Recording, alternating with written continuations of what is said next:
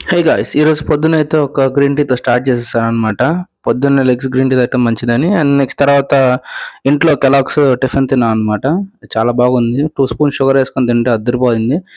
And తర్వాత కాలేజ్‌కెళ్ళిన క్లాస్‌లో bore కొట్టేసింది. అందుకని చెప్పి తెచ్చుకున్న dry fruits, cashews, almonds, dates, పిస్తా అయి తిన్నా. సరిపోలేదనిపించింది. అందుకే బ్రేక్‌ఫాస్ట్‌లో మళ్ళీ క్యాంటీన్‌కెళ్ళిపోయి ఒక ప్లేట్ బోండా, అలాగే ఒక పూరి విత్ చోలే కర్రీతో చేశాననమాట. అండ్ చాలా బాగుంది. దాని తర్వాత లంచ్‌లో ఒక చికెన్ ఫ్రైడ్ రైస్ తినమాతో స్టార్ట్ చేశాననమాట. దాని తర్వాత నా లంచ్ బాక్స్ తిన్నాననమాట. Egg curry. ఎగ్ కర్రీ కూడా చాలా బాగుంది.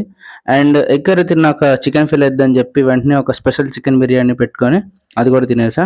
అదయిపోయినాక క్లాస్‌కెళ్ళిన తర్వాత కొంచెం ఎండగా ఉందని చెప్పి ఒక స్ప్రైట్ ఏసేసా.